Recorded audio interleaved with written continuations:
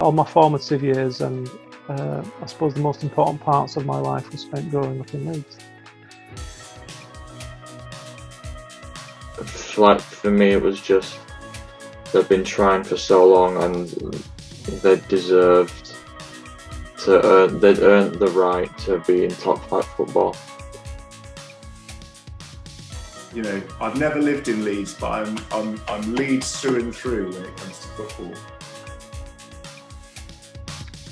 And I think these players that you see on here, they're just gonna be legends forever, and I'm glad that they're immortalised in my house in things like this. I think it was definitely through my dad. I mean, that tends to be how it is. I mean, you know what Leeds is like. It's a one club city pretty much. So there's not really a choice. You know, I had a brief fling with Liverpool. Not gonna lie, brief fling, like with my granddad. I was talking to him about football when I was like 7 or 8, and I think Liverpool were at the time they were okay. They were anything special, but like watching the Champions League and things like that, and I was starting to like, oh, Steven Gerrard, Fernando Torres. But then my dad quickly pulled me out from that phase, and then we got back on track, and I made the right decision in the end.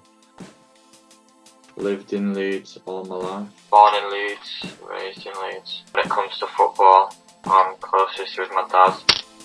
We always talk about football and share our opinions and our ideas, and yeah, it definitely had an impact.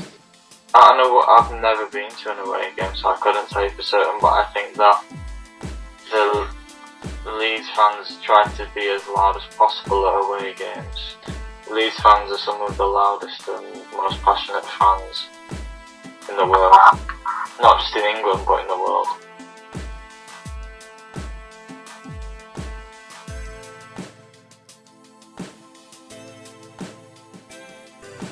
And that's the first time I maybe experienced how loud Ellenborough can be, how passionate the fans are, and that sort of pulled me in. I think that moment in time, and I think all 3 of the games I've mentioned have been comebacks, and that tends to stick out in your mind. I never have lived in Leeds. When I was young, I had 2 big brothers who were starting to get interested in football.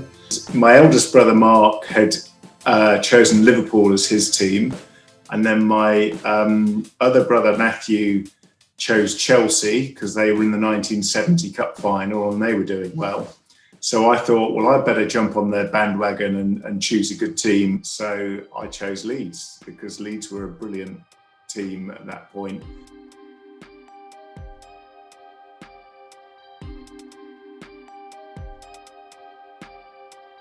That's what I remember of that time. So I never sort of knew them as a Premier League outfit. I learned about a history, you know, Billy Bremner, you know, Eddie Gray, all of these, Peter Lorimer, bless his heart, all those legends. Winning the FA Cup in 1972 against Arsenal is the highlight, but I think the highlight itself is the goal. You know, it's just looking back on that goal every time, and it still gives me goosebumps. It's just a wonderful Alan Clark diving header. So that probably has to be number 1 on my list.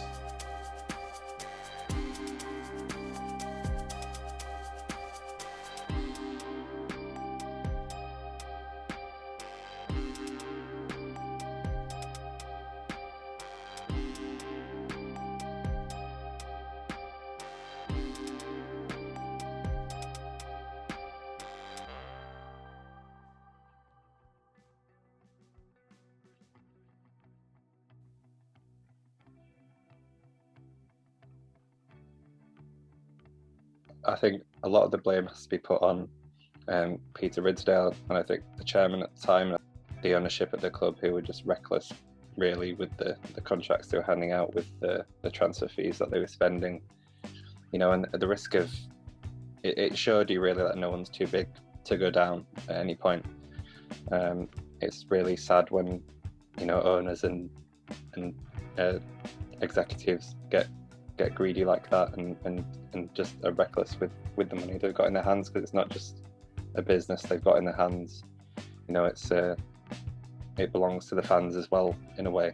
So you almost feel like they're taking something away from you. It's personal. It was down to one person and one thing, and it was down to Peter Ridsdale, and the thing was borrowing far too much money. And the money was borrowed to strengthen the squad, and there's some brilliant purchases were made, and that was part of the mini glory years under David O'Leary. But as soon as we didn't reach the top European competition, we're only in the next one, the TV money was nowhere near as much. We just basically went bankrupt. And then we had to start selling all our best players. And even selling all the best players left us in debt. So it was just too much hubris, I think is the fancy word for it, that people just having more ambition than money.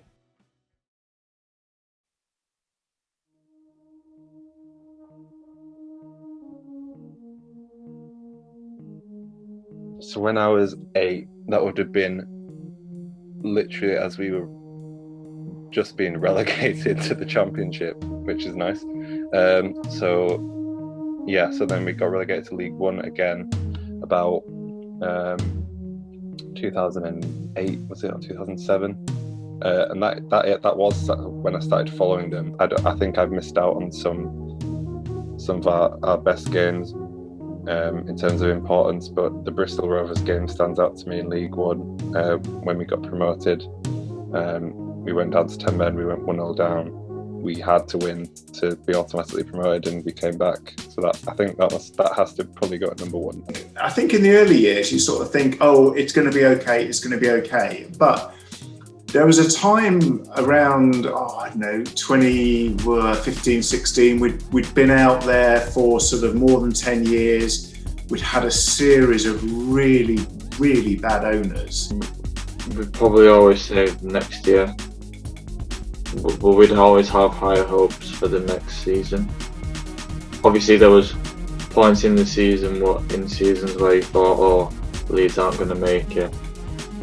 Of course there was doubt when they weren't doing too well, but you just have to have the positive mindset of they'll go again.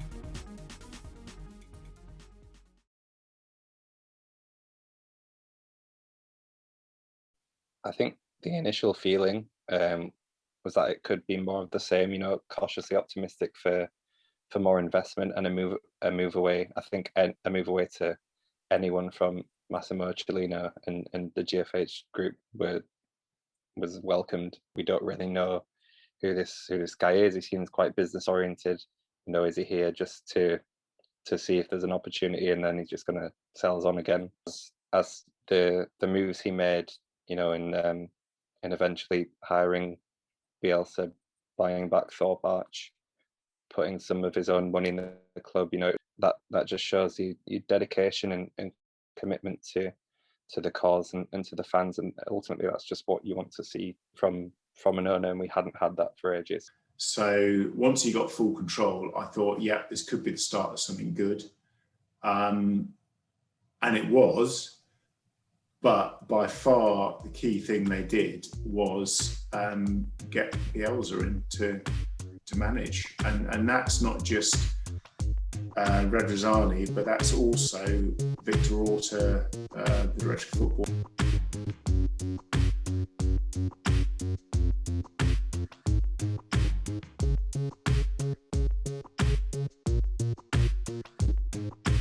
It's important maybe that Bielsa stays at least next season, and we can get a good solid foundation. And I think the work he's done in the club has really set us up for that as well, with the improvements to Thorpe Arch, the training ground, with the coaching staff already here, who may stay here, who knows. And I believe he said he feels like he could stay here. This might be his last job So I'm willing to bet that he's putting things in place to set us up for the future. I think he's got a real affinity for Leeds and for Yorkshire from his time here, which is great to see, and we've got a real affinity for him as well. When we signed Bielsa to be manager in 2018, again, that was something that we wouldn't have even dreamed about when we were looking at the list of candidates, when you're looking at the betting sites, who's going to be the next manager of Leeds. Even when that name started to ring around the rumour mill, Bielsa, he just like, that's not going to happen. It's just credit to Victor Orta and Andrea Radrizzani and the team at Elland Road that could get that done, and it shows you again the massive appeal that the club has, and I think he saw and the ownership saw when they took over as well, just the potential that the club had. For a club to be successful, the manager and the players need to have a good relationship. They need to be able to play the way he wants and enjoy the way he plays, the way he wants to play football. I didn't know who Marcelo Bielsa was, in all honesty. I just thought, let's see what he has to bring to the table. Bielsa has been able to coach and improve the players in his squad just beyond imagination, because they had been mid-table in the Championship for several seasons. That's what they were. They were a pretty blooming average mid-table side, and most of those players are still playing now in the Premiership, and we're now very comfortably established in the Premiership. Everything about the club at the moment seems right. The players have completely bought into the manager's philosophy, and they perform for him week in and week out. It's a great time to be a Leeds fan. He's got a management team that understands him, an ownership team that understands him, and his players understand him, and the players are grateful for the improvement they've had under him.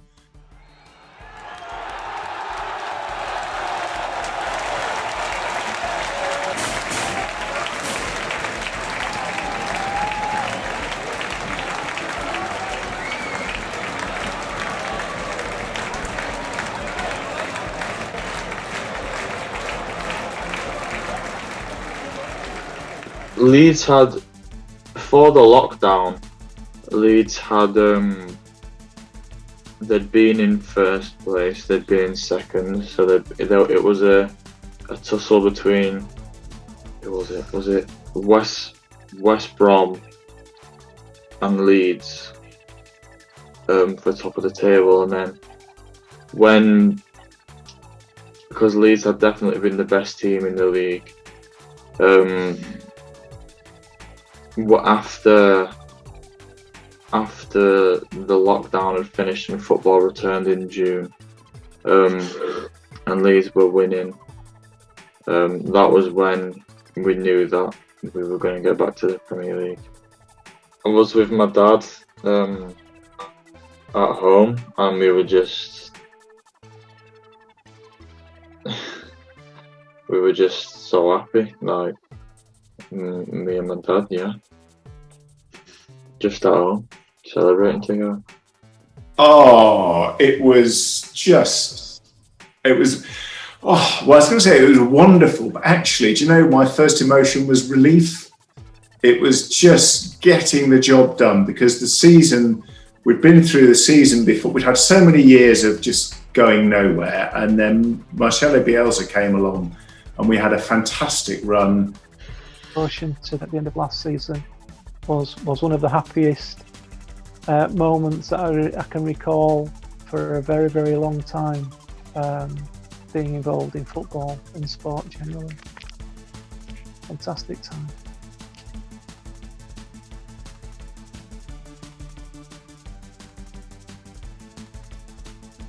I think that we certainly have the right ownership structure and staff structure in place to make that happen, and I think it's been very, very clear, specifically in recruitment, that we have clear targets for the team. We obtain those targets and we identify a certain type of player who is willing to work for the team, is not necessarily coming here with a view to moving on somewhere else, somewhere bigger.